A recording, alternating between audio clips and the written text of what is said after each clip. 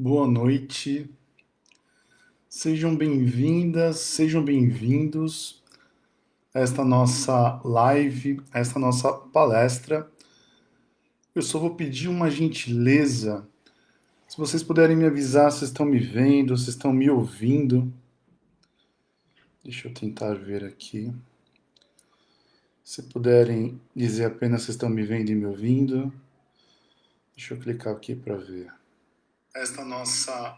Se vocês puderem me. Opa, tá funcionando. Senão eu fico falando aqui com dúvidas se as pessoas estão me vendo e me ouvindo. Boa noite a todos, ou para quem está assistindo a reprise, bom dia, boa tarde. Nosso tema de hoje é Senhor, o que queres que eu faça? Antes de começar a nossa palestra, eu vou dar aqui alguns instantes para você poder compartilhar esse link com outras pessoas. Basta clicar ali em compartilhar ou copia o link e manda nos grupos de WhatsApp das pessoas que você acredita que vão gostar, ou talvez daquelas pessoas que você acha que estão precisando, ou até meio que não quer nada, esquece o link em algum grupo. Eu tenho um hábito, acho que eu nunca falei sobre isso, já já me apresento, de quando eu faço algumas viagens, é muito comum eu comprar um livro e esquecer o livro de propósito nos bancos da vida. Por exemplo, uma das últimas vezes que eu fiz isso, eu estava lendo o livro Pensamento e Vida, do Emmanuel, peguei um trem, fui dar palestra em São Paulo, isso ano passado. Esse ano eu não peguei trem. E de propósito, eu deixei o livro ali no banco do trem para que alguém pudesse achar. E aí a gente permite que o plano espiritual possa fazer como ele acredita que precisa, né? Meu nome é Bruno Rodrigues, estou aqui na cidade de Barueri. Sou palestrante espírita desde os 18 anos. Profissionalmente sou psicólogo, trabalho dando aulas, ensinando psicólogas e psicólogos a se posicionarem no mercado, a divulgarem seus serviços. O meu forte, a minha habilidade é com a divulgação, é onde eu tenho me esforçado muito nessa existência. E hoje eu quero tecer com vocês algumas reflexões. É uma modalidade nova. Preferia estar ali no centro espírita olhando nos rostinhos de cada um. Estou olhando para uma webcam, mas imaginando as pessoas assistindo. E, embora seja através da internet, uma coisa muito interessante que acontece é que a conexão é a mesma, eu consigo sentir. Claro que todo o amparo da espiritualidade, no caso hoje dos organizadores e dirigentes espirituais do Caminho de Damasco, é a mesma vibração. Isso muda de local para local.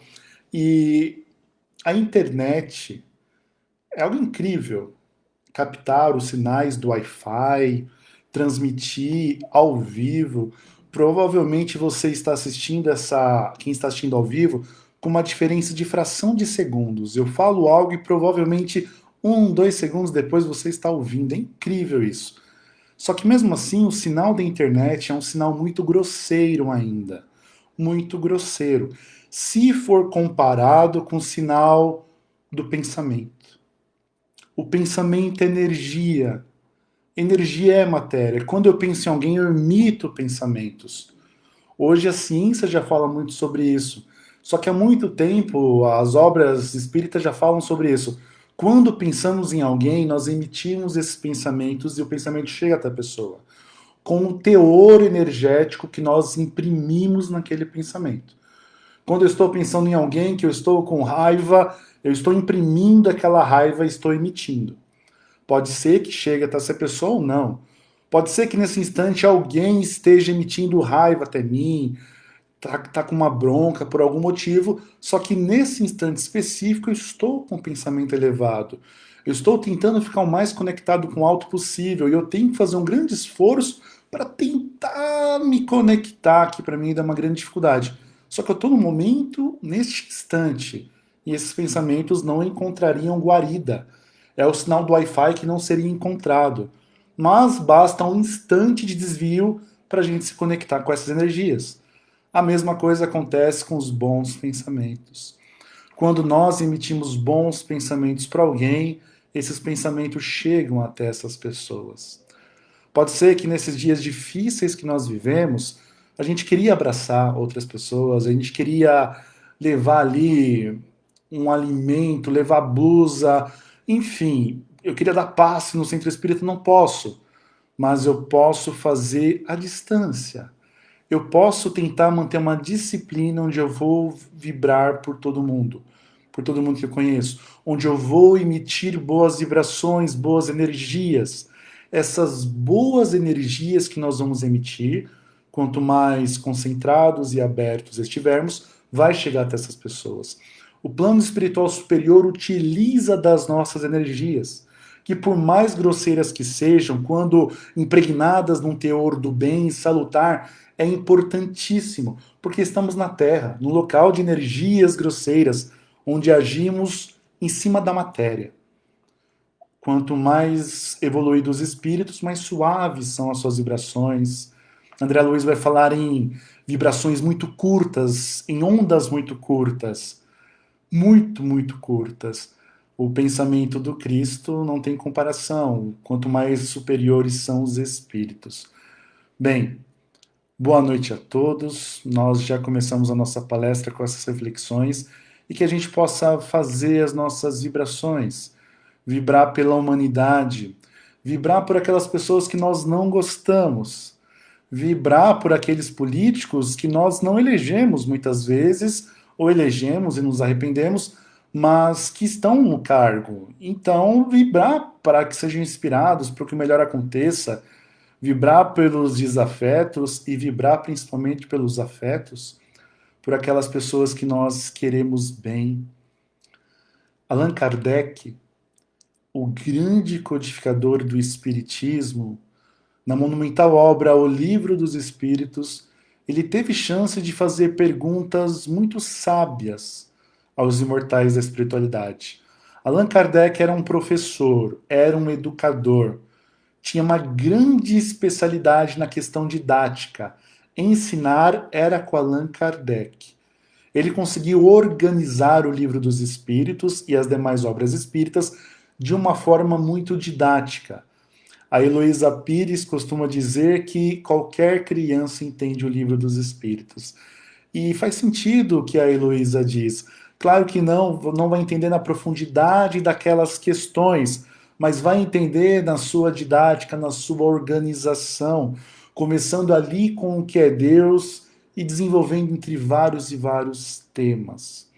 Em uma das perguntas do Evangelho segundo o Espiritismo, mais exatamente na questão 625, Allan Kardec, o educador, o professor, já havia compreendido nas demais questões anteriores que nós somos espíritos, que fomos criados simples e ignorantes por Deus. Kardec já havia entendido que todos nós já tivemos várias reencarnações, que jamais segredimos, que apenas progredimos ou nos estagnamos, que a gente vai evoluindo, aprendendo, errando, nos transformando. Allan Kardec já havia entendido que o nosso objetivo, ou como nós vamos aprender, nós estamos destinados a ser anjos, do átomo ao arcanjo, que um dia foi átomo. Como nós estamos aqui para aprender, Kardec é um grande pedagogo, ele sabia, em sua época, que existia uma forma mais incrível de ensinar. E essa forma mais incrível de ensinar não é através da internet, que ainda não existia na época dele. Não é através de slides, não é através... A forma mais incrível de ensinar é através do exemplo. O exemplo arrasta. Alguém pode nos falar ali muito tempo uma determinada situação, mas quando nós vemos alguém fazendo, quando vemos alguém praticando a caridade, aquele exemplo ele arrasta. Lembrei de uma historinha, não sei se é real, em que uma mãe chegou até uma Mahatma Gandhi lá na Índia e falou assim: Mahatma Gandhi, meu filho ele está com diabetes, é criança e foi diagnosticado já, nossa, mãe, felicidade. Só que ele não para de comer açúcar. Por favor, Gandhi, fala para ele parar de comer açúcar. O Gandhi olhou para a mãe, olhou para a criança e falou assim: voltem daqui uma semana. Tá bom. Uma semana passada, a mãe chegou até o Gandhi. Oi, Gandhi, nós falamos com você. Por favor, Gandhi, fala para o meu filho parar de comer açúcar. O Gandhi olhou para o filho, para a criança e falou assim: rapaz, Para de comer açúcar. Esse açúcar vai te fazer mal para o seu corpo, vai te destruir. Para de comer açúcar por você, pela sua mãe. E aquela mãe gostou, mas ela falou assim: Gandhi, se era para falar isso, por que você não falou semana passada? Uma semana atrás? E o Gandhi falou assim: é porque uma semana atrás eu ainda comia açúcar. A minha palavra não teria a mesma validade. A minha palavra não teria mais validade. Qual é o valor das nossas palavras? Qual é o valor do que nós falamos? No ano de 2005, lá atrás, eu tinha 20 anos de idade em 2005. Eu viajei até a cidade de Matão, interior de São Paulo, para assistir um grande evento que era o centenário do Clarim. O Clarim foi um jornalzinho espírita fundado por Karl Bartschutel, e foi feito um grande evento lá em Matão. Inesquecível.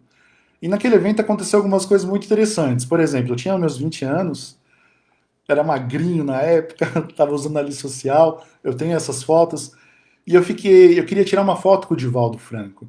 Só que a fila era gigantesca para tirar foto com o Divaldo. E eu encostei em uma pilastra e eu fiquei olhando o Divaldo de longe, encarando e falando e pensando em pensamento: Divaldo, me chama, me chama, me chama. E gente, o Divaldo olhou para mim e fez assim, ó, sem brincadeira. Eu não vou mentir numa palestra espírita. Ele fez assim. E aí eu fui indo até ele, os ajudantes dele abriram, tinha algumas carteiras, umas mesas que faziam, tampavam ele ali, fechavam para ele autografar, e eu entrei, tirei a foto e saí de lá. E aí o Divaldo terminou de autografar, eu ainda tive tempo de conversar com ele no caminho dele, da palestra dele, eu perguntei assim: Divaldo, pergunta de adolescente, você acha que Kai Schutter vai vir aqui? Claro que sim, né? O evento comemorando.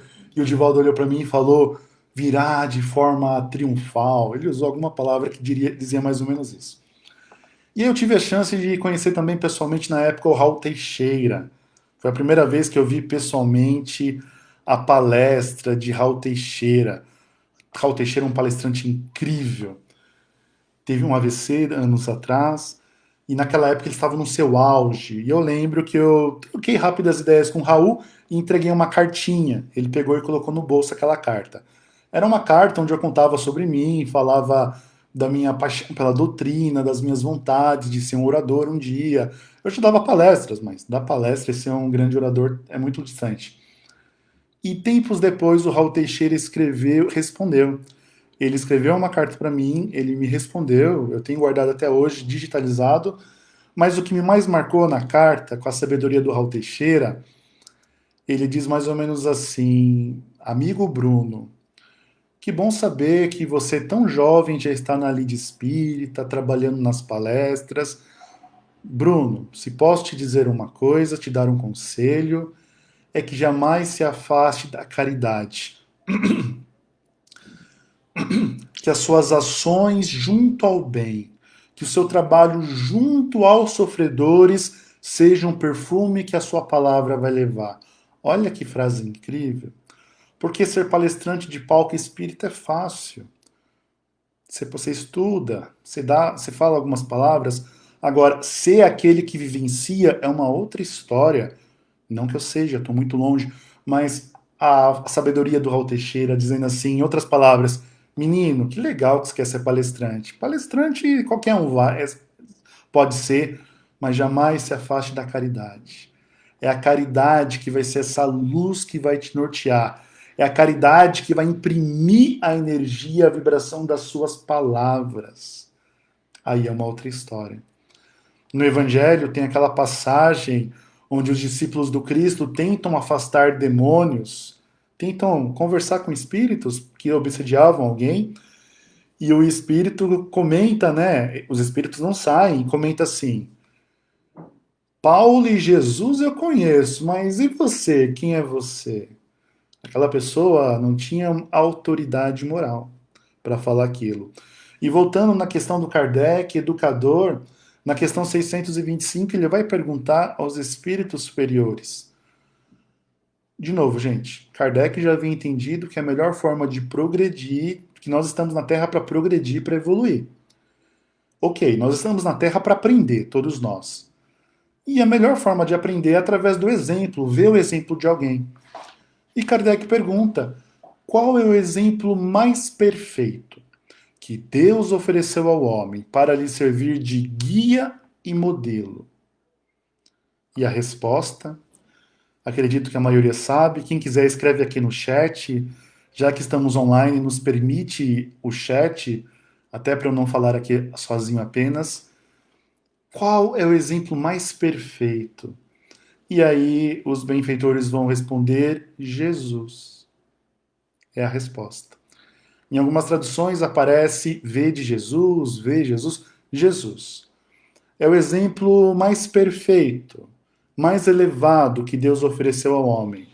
Jesus veio com uma belíssima missão. Jesus é guia da humanidade e é modelar. Jesus é modelar, é um modelo a ser seguido. Incorruptível da manjedoura até a cruz. O Espírito Emmanuel, no livro A Caminho da Luz, quando ele comenta o nascimento de Jesus ali na manjedoura, é tão bonito que Emmanuel diz assim: o ser mais elevado que já esteve entre nós não nasceu em berço esplêndido. O príncipe da humanidade nasce numa manjedoura, o que significa dizer que ele nasceu num estábulo, no meio de palha, no meio de animais, provavelmente que faziam ali, enfim, tinha sujeira. Foi ali que nasceu. Como se ele já nascesse ensinando algo, vai dizendo Emmanuel, ensinando a humildade, que é a primeira das virtudes. A humildade é a virtude que é a chave que vai abrir para as demais virtudes. Livro A Caminho da Luz, fotografado por Chico Xavier, autoria de Emmanuel. Humildade. Como eu vou ser caridoso se eu não sou humilde? Eu posso tentar, eu posso ter ações caridosas. A humildade vem primeiro. Ser humilde não é ser pobre, tem gente que confunde. Algumas pessoas passaram a usar a expressão: ah, essa pessoa é uma pessoa humilde, querendo dizer que ela é pobre. Tem pessoas pobres que são muito orgulhosas, e tem pessoas ricas que são humildes, e tem pessoas ricas que são orgulhosas. Humildade não tem nada a ver com dinheiro. Zaqueu era uma pessoa humilde no Evangelho. O rico Zaqueu era humilde. Trabalhava, dava empregos, fomentava a prosperidade. E alguns outros discípulos eram orgulhosos. Quando ali na Santa Ceia os discípulos vão comentando entre si: quem será que vai ser o maior no reino dos céus? Quem será que vai ser o maior? Jesus, quem é o maior? E aí Jesus dá aquela famosa resposta: aquele que quiser ser o maior, que se faça o menor. Aquele que quiser ser o maior, que se faça o menor. Às vezes queremos ser o maior, queremos ser aplaudido, queremos os louros da vitória. Espiritualmente falando, se eu quero isso, que eu seja o menor.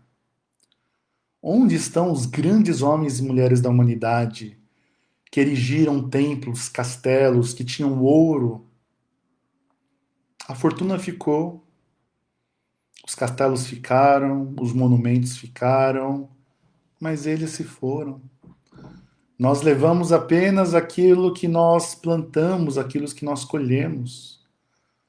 Todo ato de amor ou de ódio que nós geramos, cometemos, é um ato que nós estamos, na verdade, fazendo com nós mesmos.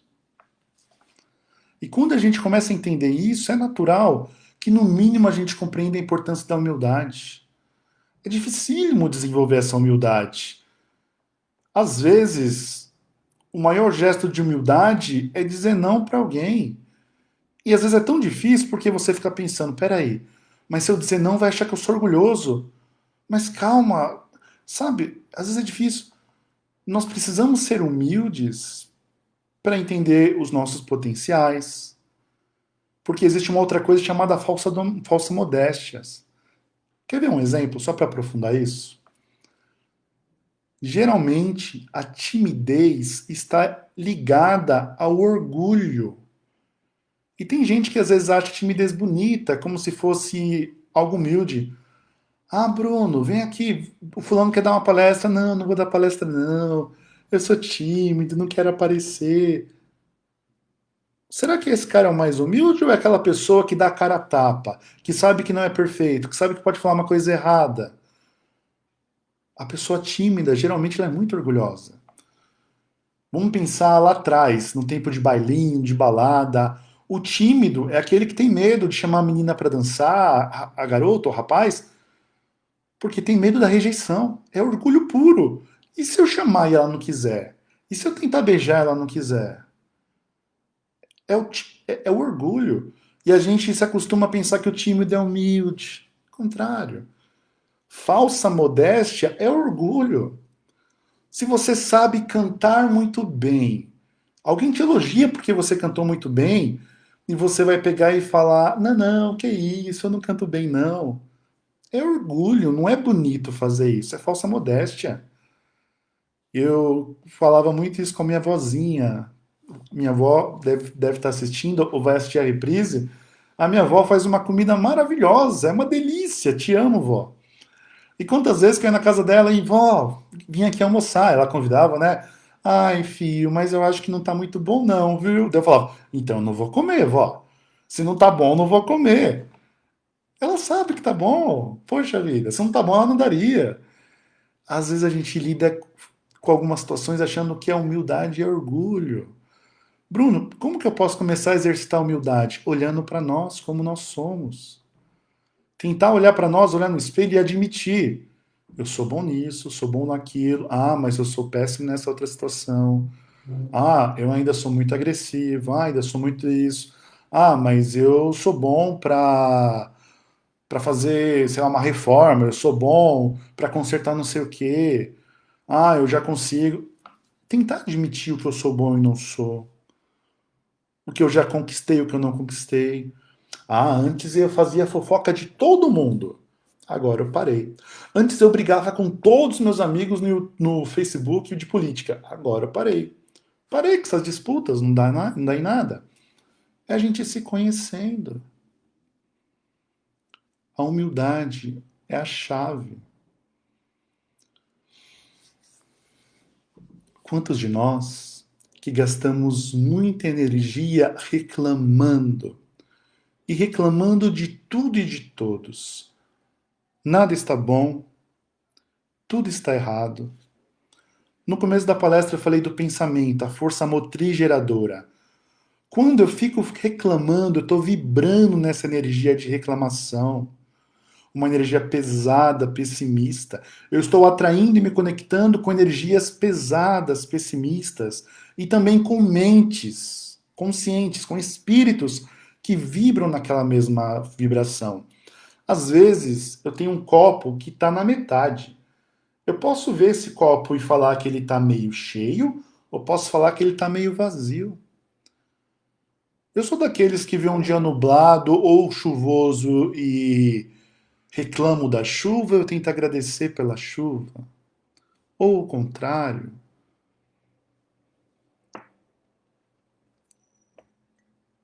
É um exercício de humildade a gente tentar aprender a diminuir as reclamações. Provavelmente aquele que reclama tem motivos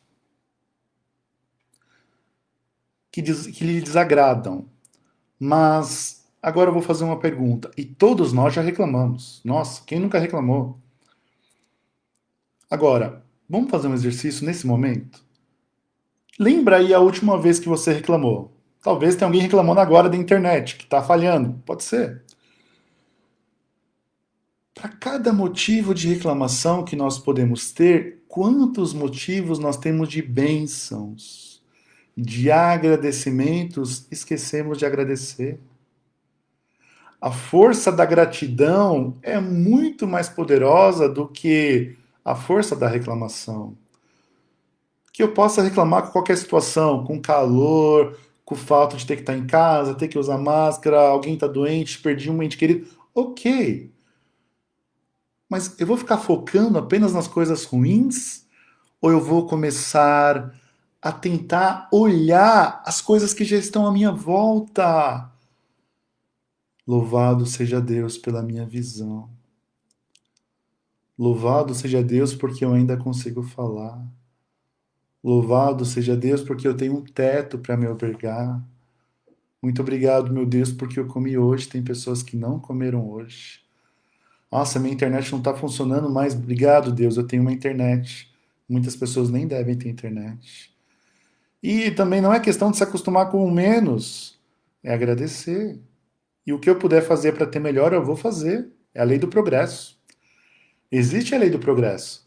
Não é para a gente se contentar com pouco, não é isso humildade, é reconhecer. E quanto mais grato nós somos à vida, ao universo, mais transbordamos. Naturalmente as coisas chegam mais fáceis. O Divaldo Franco, uma pessoa que eu gosto muito, ele conta uma história que quando ele era criança, lá na cidade de Feira de Santana, na Bahia, ele tem uma professora que deu uma grande lição. Determinado dia, ela chegou na sala de aula, olha a história do exemplo. Ela levou para a sala de aula um lençol. Divaldo comenta que era um lençol muito bonito, muito. E ela colocou em cima do quadro negro. Diz ele que tinha uns ganchos em cima do quadro negro. E ela colocou aquele lençol muito lindo. E ela pegou o mata-borrão. Talvez alguns colegas saibam o que é mata-borrão. Misturou ali na tinta vermelha e foi lá no lençol e colocou uma vez só no lençol.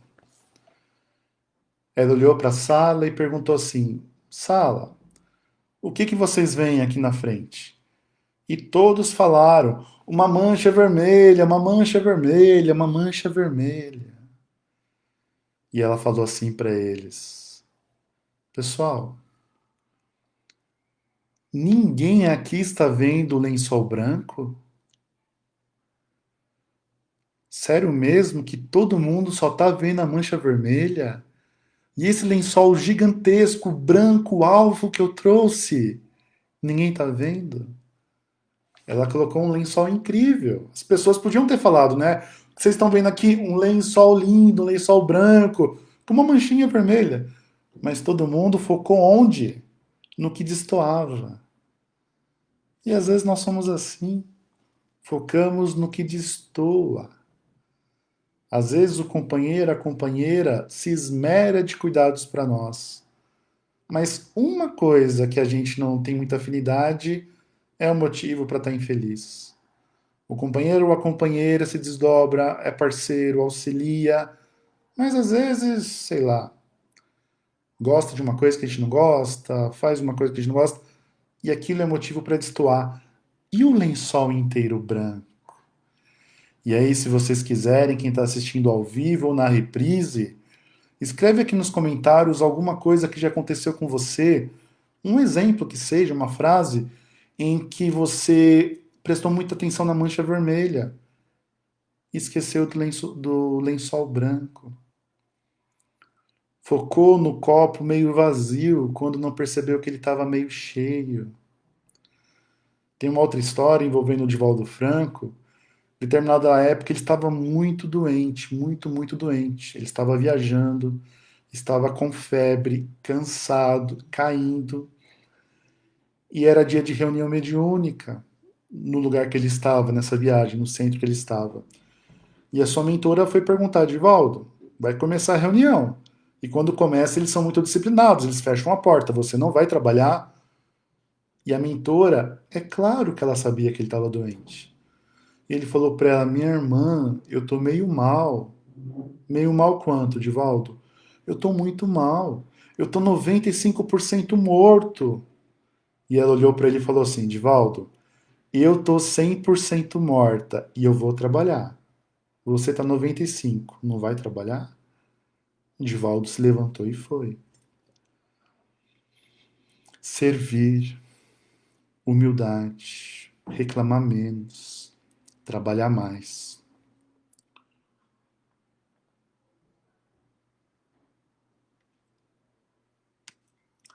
Ainda pensando em Jesus, no nosso grande mestre, no grande professor da humanidade, Há uma passagem na Bíblia, nos Evangelhos, na qual Jesus estava ali com seus discípulos. Em um determinado momento, ele quis dar mais uma lição. E o bom professor sabe que ele ensina não apenas com palavras, mas também com exemplos, como a professora do Divaldo. E o mestre Jesus se levantou entre os discípulos, se despiu,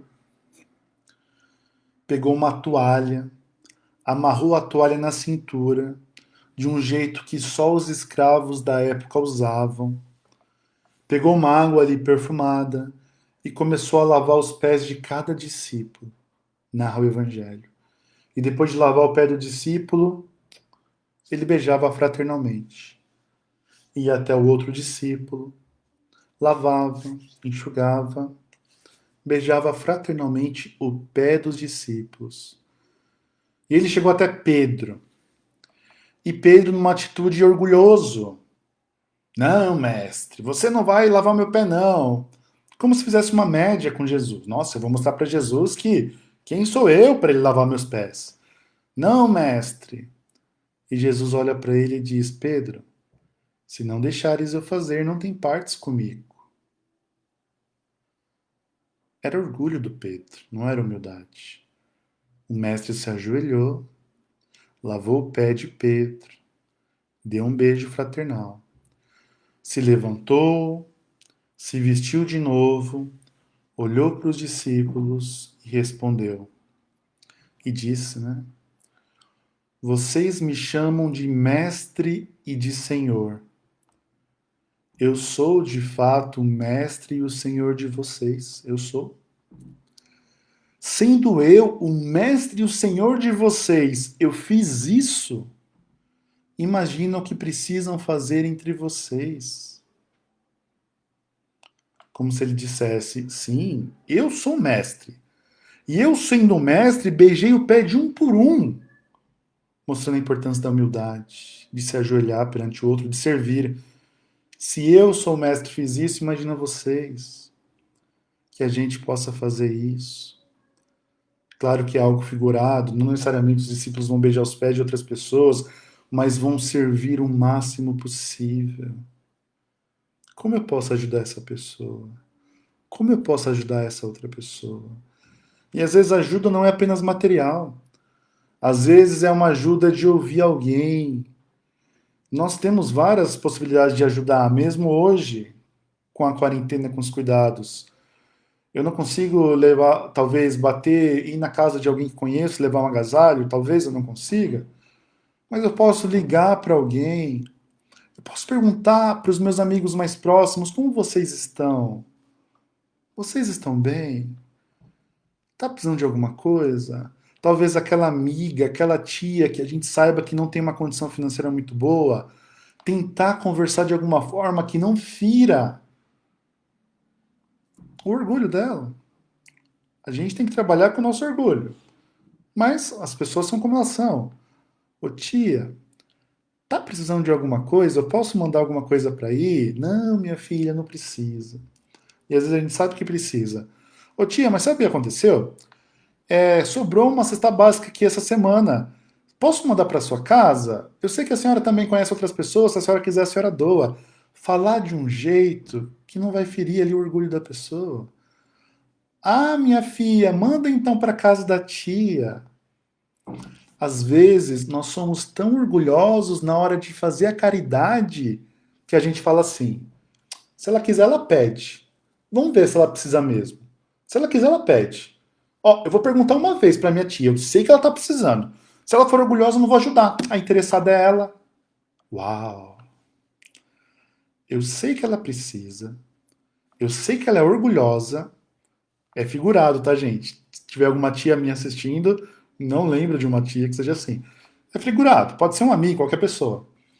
Eu sei que ela é orgulhosa e eu vou evitar ajudá-la porque eu quero que ela deixe de ser orgulhosa naquele instante para pedir para mim? Ah, que caridade que é essa? Então talvez aquele amigo que eu sei que está precisando, aquela amiga, como eu posso auxiliar? Às vezes ela não precisa de nada material, mas ela precisa de alguém para ouvir. Ela quer desabafar, que não está suportando essa quarentena, que está difícil, que está doente. E a gente emprestar o nosso ouvido para a caridade, fazer oração. Eu posso convidar as pessoas para fazer uma oração juntas. Se você gostar dessa palestra, você pode pegar o link e mandar para essas pessoas. Quantas palestras hoje aqui online, nessa página no Facebook, incrível. Ninguém tem desculpa agora, não precisa nem ir até o centro nesse instante. É permitir compartilhar. Quanta coisa temos a aprender nessa tarefa de sermos humildes. Provavelmente uma humildade que está distante, mas tem que sendo trabalhada dia a dia. Dia a dia. Tem um escritor, médium de psicografia, chamado Vanderlei Oliveira. Ele psicografa os livros de Hermance Dufour. E uma vez eu vi ele falando na Rádio Bonova algo que eu achei bem interessante. Ele estava autografando o primeiro livro da Hermance Dufour e uma pessoa na fila ali pedindo autógrafo olhou para ele e falou assim: Vanderlei, você não se sente muito vaidoso não aí autografando o livro? E ele falou: me sinto sim. Nossa, Vanderlei, e o que você vai fazer com isso? Pois é, eu já pensei em não autografar mais os livros, mas eu estaria fugindo. Eu me sinto sim muito vaidoso aqui. E o meu exercício é diariamente falar para mim mesmo que eu sou menos importante nesse processo do que parece. A mensagem do Cristo, a mensagem do Espírito.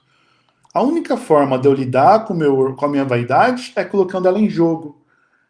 É quando as pessoas estão me elogiando. Não adianta eu fugir de elogios se isso mexe com a minha vaidade.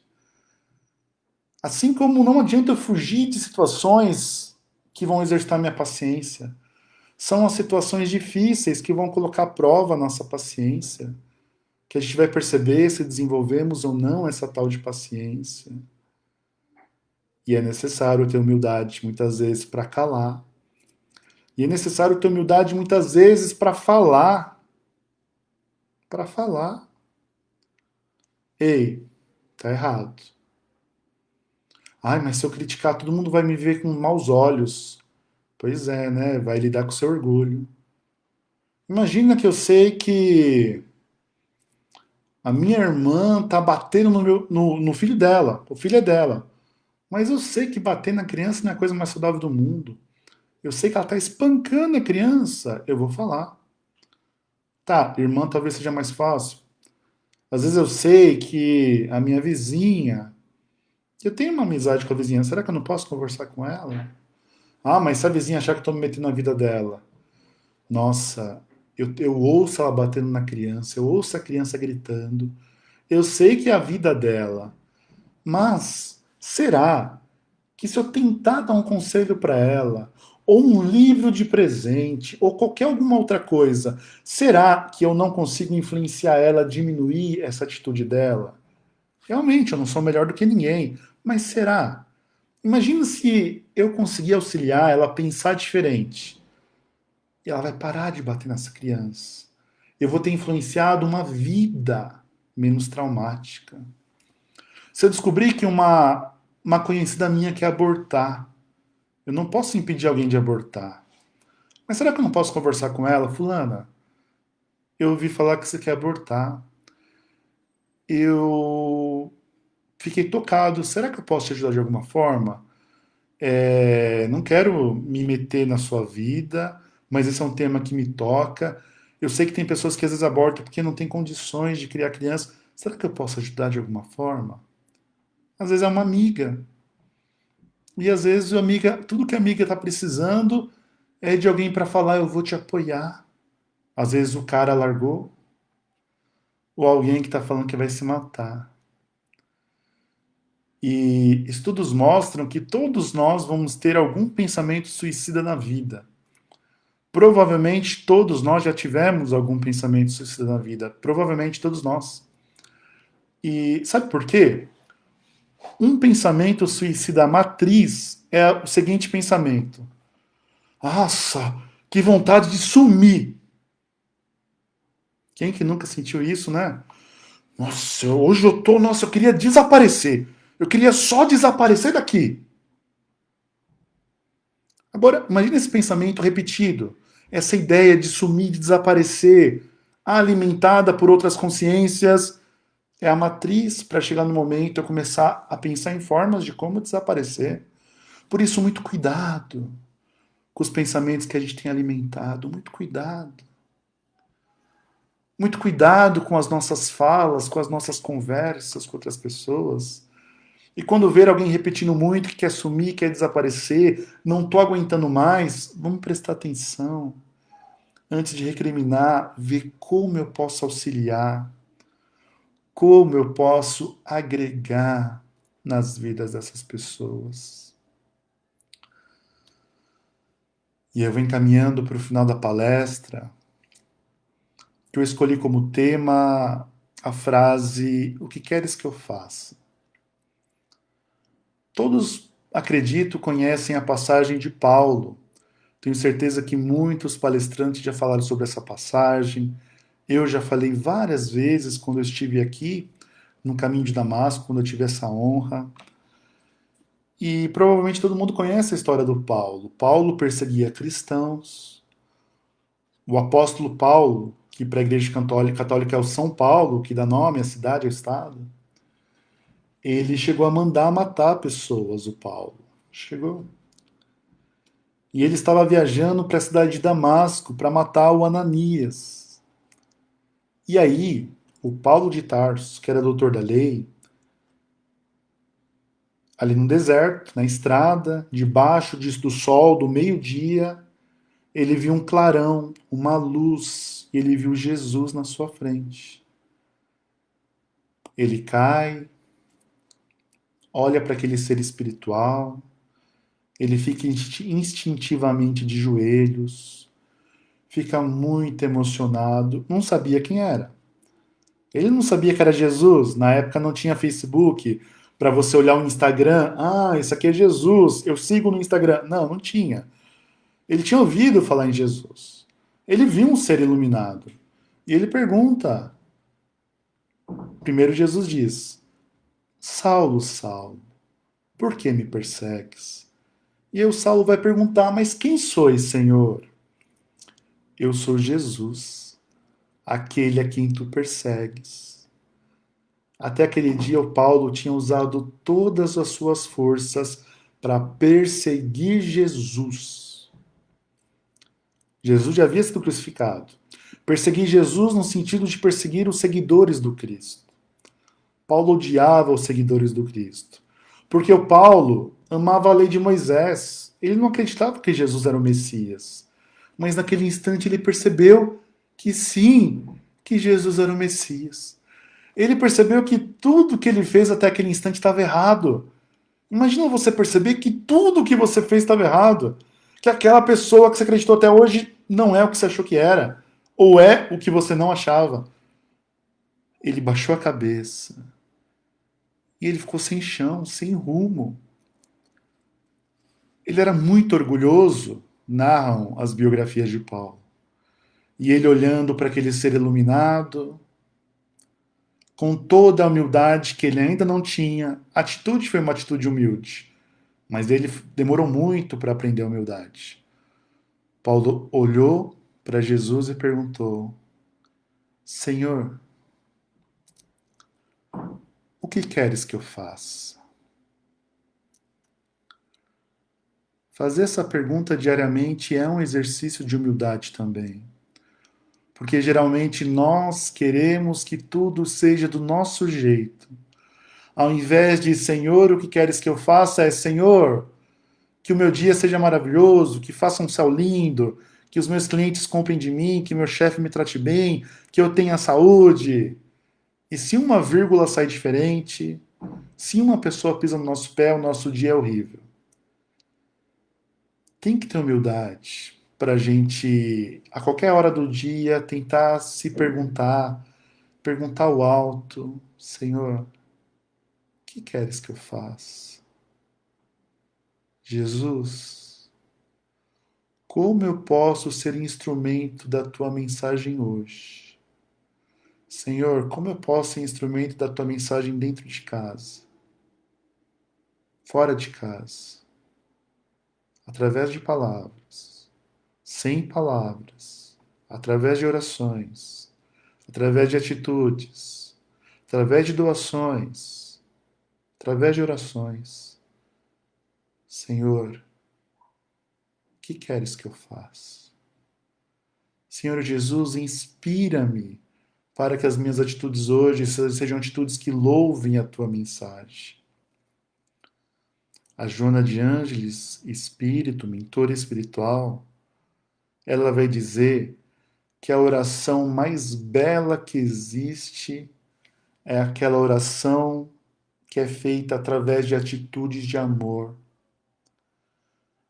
Vamos fazer orações em voz alta, vamos fazer orações em pensamento, vamos abrir os nossos corações, mas que a nossa vida seja uma constante oração.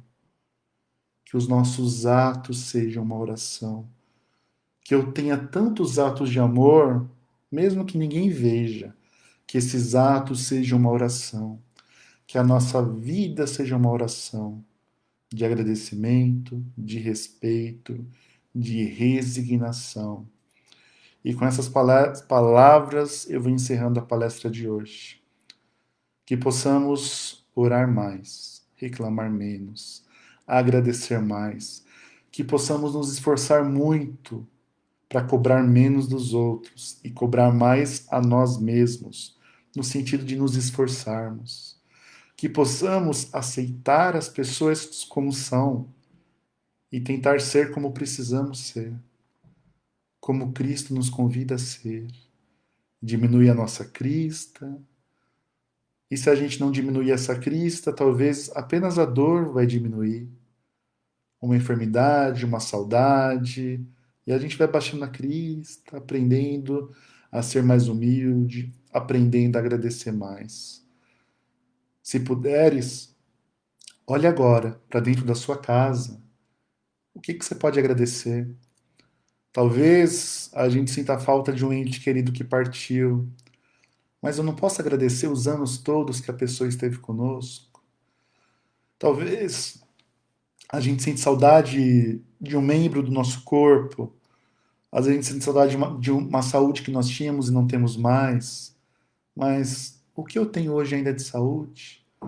Talvez a gente queria todos os dias estar viajando, mas eu tenho um lar. O que que você pode agradecer na sua casa? O que que você pode olhar agora e agradecer? Gratidão é uma forma de oração. Neste momento,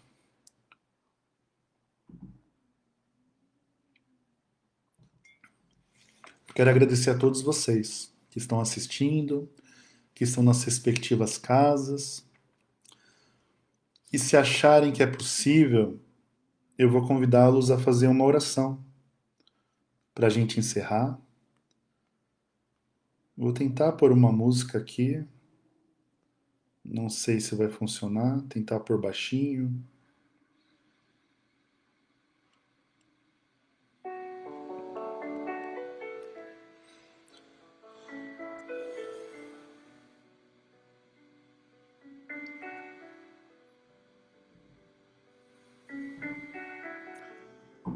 Amigo Jesus, Senhor de nossas vidas, agradecemos, Senhor, por mais um dia. Só Tu conheces a nossa alma por dentro. Só Tu conheces as nossas falhas, os nossos erros, os nossos medos, mas também Tu conheces, Senhor, a nossa vontade de acertar. Às vezes nos sentimos sozinhos, nos faltam forças, mas sabemos que o Senhor está o tempo todo de braços estendidos. Não desista de nós, sabemos que jamais desistirás. Dai-nos forças, amigo Jesus, para que consigamos dia a dia estender os braços, segurar na Tua mão, olhar para nossos irmãos e seguir em frente. Abençoa, amigo Jesus, a todos que estão ouvindo essa oração nesse instante, a todos que estão ouvindo essa oração na gravação, aos dirigentes, trabalhadores, os assistidos do caminho de Damasco, aos nossos amigos, aos nossos familiares, e que nesse instante as equipes socorristas possam entrar nas casas de cada um de nós, que o lar, esse ambiente sagrado, possa sendo abençoado, protegido, iluminado. Muito obrigado, amigo Jesus. Senhor, o que tu queres que eu faça? Abençoa-nos hoje e sempre, que assim seja. Graças a Deus.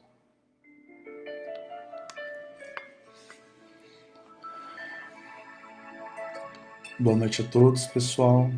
Muita paz, muita luz e sigamos nosso caminho de amor. Forte abraço e muita força.